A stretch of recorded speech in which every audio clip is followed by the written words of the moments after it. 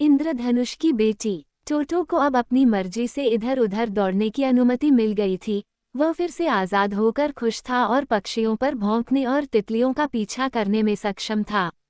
उनके आसपास का इलाका मनमोहक था, फिर भी जंगली फूलों के सुंदर खेतों और पत्तेदार पेड़ों के झुरमुटों में कोई घर नहीं था या किसी भी निवासी का कोई निशान नहीं था। पक्षी हवा में उड़ रहे थे और चालाक सफेद खरगोश लंबी घास और हरी झाड़ियों के बीच उड़ रहे थे। डोरोथी ने सड़क के किनारे व्यस्तता से काम करने वाली चींटियों को भी देखा, जो तिपतिया घास के बीच के विशाल भार को ढो रही थीं, लेकिन लोगों का वहां बिल्कुल भी कोई नहीं था। वे 1 या 2 घंटे तक तेजी से चलते रहे, क्योंकि छोटा बटन ब्राइट भी एक अच्छा पैदल यात्री था और आसानी से थकता नहीं था। आखिरकार जब वे सड़क पर एक मोड़ पर मुड़े तो उन्होंने अपने सामने एक अजीबोगरीब नज़ारा देखा। एक छोटी लड़की, जो चमकती हुई और सुंदर थी, परी की तरह सुडौल और शानदार कपड़े पहने हुए, सुनसान सड़क के बीच में शान से नाच रही थी, धीरे धीरे इधर उधर घूम रही थी। उसके सुंदर पैर फुर्तीले अंदाज में चमक रहे थे। वो मुलायम कपड़े से बनी बहती हुई रोएदार पोशाक पहने हुए थी, जो डोरोथी को बुने हुए मकड़ी के जाले की याद दिलाती थी। बस ये बैंगनी, गुलाब, पुखराज, जैतून, नीला और सफ़ेद रंग की कोमल छटाओं में रंगी हुई थी, जो एक दूसरे में घुल मिल गई थी। उसके बाल सोने की तरह थे और उसके चारों ओर बादल की तरह तैर रहे थे। कोई भी बाल पिन, आभूषण या रिबन से बंधा हुआ नहीं था। आश्चर्य और प्रशंसा से भरे हमारे दोस्त उसके पास आए और इस आकर्षक नृत्य को देखने लगे। लड़की डोरोथी से ज्यादा लंबी नहीं थी, हालांकि ज्यादा पतली थी, और न ही वो हमारी छोटी नायिका से ज्यादा बड़ी लग रही थी। अचानक वह रुक गई और नृत्य छोड़ दिया, जैसे कि पहली बार अजनबियों की उपस्थिति देख रही हो। जब वो उनके सामने आई तो वो एक डरी हुई हिरनी की तरह शर्मीली थी, एक पैर पर खड़ी थी जैसे कि अगले ही पल उड़ने के लिए। डोरोथी उसकी बैंगनी आंखों से बहते हुए आंसू देखकर चकित रह गई और उसके प्यारे गुलाबी गालों पर टपकने लगी। ये देखकर वाकई आश्चर्य हुआ कि वह सुंदर युवती एक ही समय में नाच रही थी और रो रही थी। इसलिए डोरोथी ने एक नर्म, सहानुभूतिपूर्ण आवाज में पूछा, क्या तुम दुखी हो, छोटी बच्ची? बहुत, जवाब मिला, मैं खो गया हूँ। क्यों, हम भी ऐसा ही करते हैं, डोरोथी ने मुस्कुराते हुए कहा, लेकिन हम इसके बारे में रोते नहीं हैं।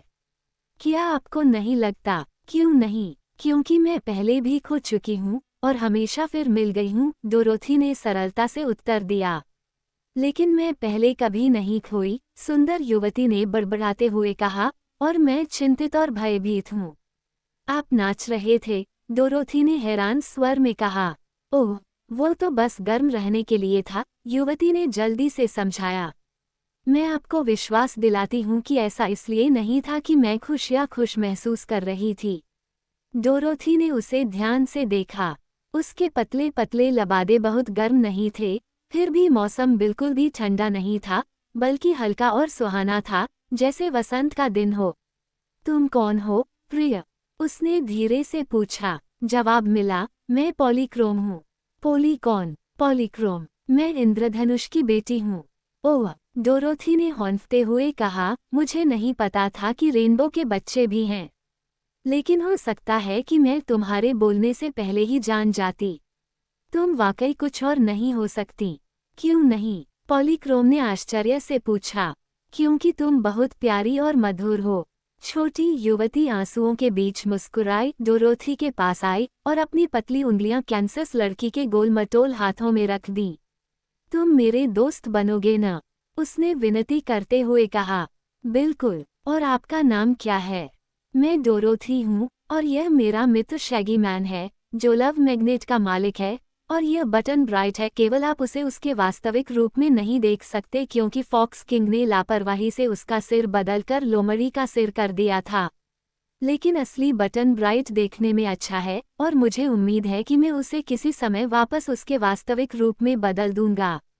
इंद्रधनुष की बेटी ने प्रसन्नतापूर्वक सिर हिलाया। अब उसे अपने नए साथियों का डर नहीं था।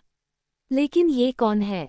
उसने टोटो की ओर इशारा करते हुए पूछा, जो उसके सामने बैठा था और बहुत दोस्ताना तरीके से अपनी दुम हिला रहा था और अपनी चमकीली आंखों से सुंदर नौकरानी की प्रशंसा कर रहा था। क्या ये भी कोई जादुई व्यक्ति है? अरे नहीं, पोली, मैं तुम्हें पोली कह सकता हूँ, है न? तुम्हारा पूरा नाम बोलना बहुत मुश्किल है। अगर तुम चाहो तो मुझे पोली कहो, डोरोथी। खैर, पोली, टोटो तो बस एक कुत्ता है, लेकिन सच कहूँ तो उसमें बटन ब्राइट से भी ज्यादा समझ है और मैं उससे बहुत प्यार करता हूँ। मैं भी ऐसा ही हूँ, पॉलीक्रोम ने टोटो के सिर को थपथपाने के लिए विनम्रतापूर्वक झुकते हुए कहा। लेकिन इंद्रधनुष की बेटी इस सुनसान सड़क पर कैसे आ गई और खो गई?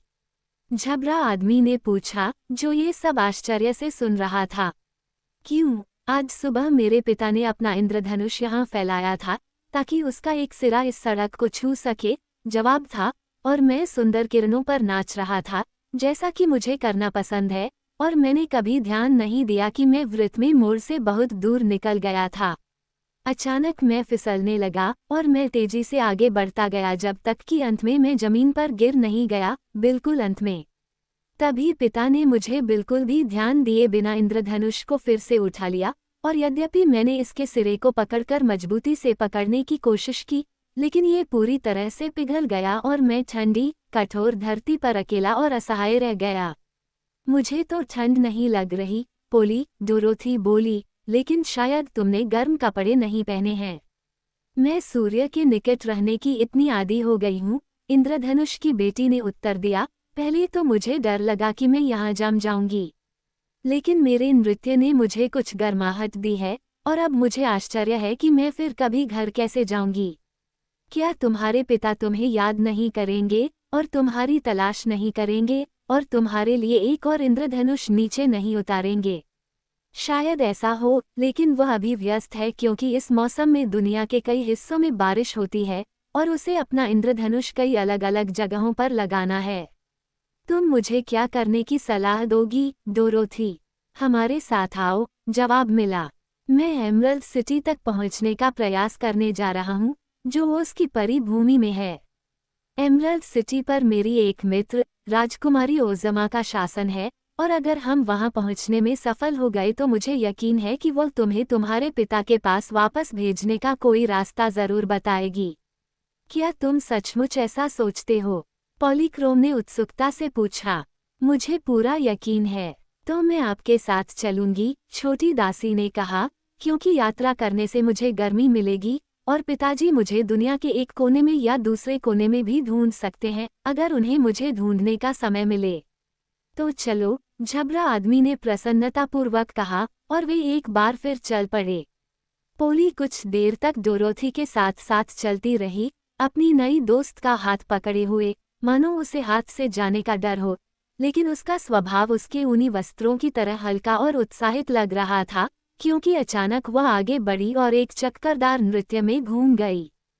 फिर वह चमकती आंखों और मुस्कुराते गालों के साथ उनके पास वापस लौटी, अपने सामान्य खुश मूड को वापस पा लिया और खो जाने की अपनी सारी चिंता भूल गई।